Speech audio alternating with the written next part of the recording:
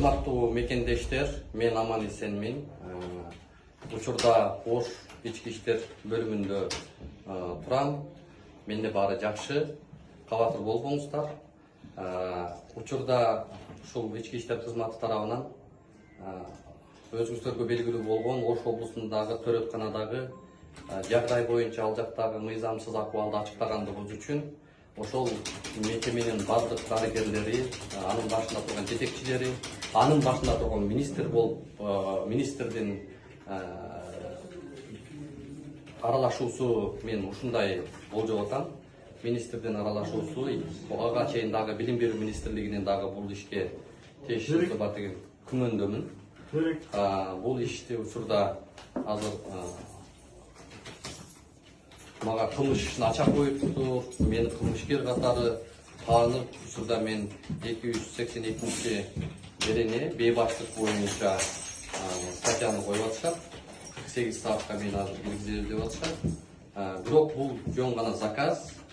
Биз эч кандай мыйзам бузган жокпуз. Биз ал жердеги карапайым элдин, жөнөкөй жарандардын медициналык кызмат көрүүсүндөгү мыйзамдуу укугун, ошол эле учурда жарандык укугун, биз менен жолугуу укугун так даана коргоого аракет кылдык. Бирок тилекке каршы мына ушундай жагдай түзүлүп атат.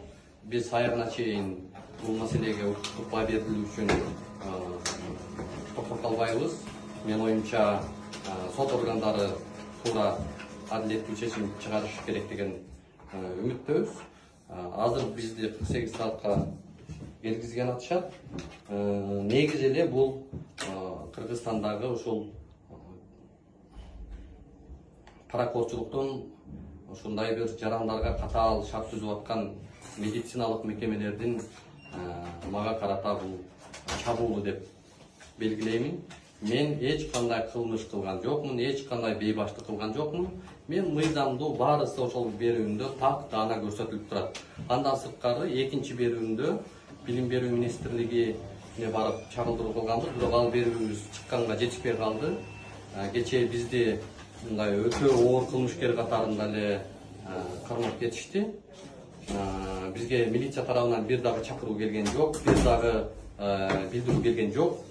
Азыр ошол жерден мен Бишкектен бул жака жүктөп келишип,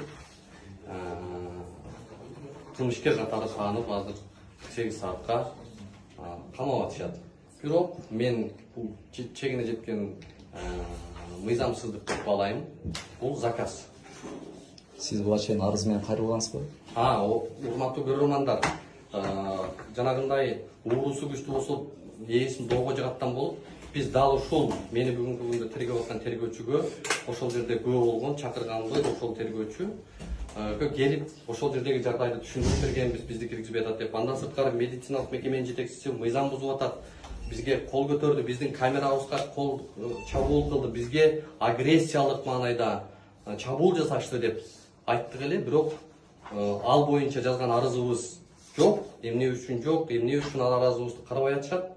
Дарыгерлердин арызын карап, биздин арызды ошол жердеги жарымжан болуп аткан бейтаптардын арызы бүгүнкү күндө каралбай эле дарыгерлердин арызы каралып атат. Бул эмне менен кабар берип турат? Бул сөз эркиндигине, басма сөзгө, журналисттин эркин маалымат алуусуна, коондогу сөз эркиндигинин чабуулуна карата сокку деп эсептейм.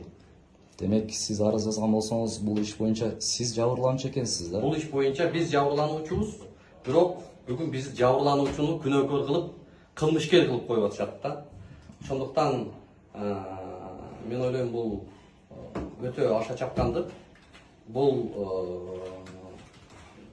туура эмес кадам.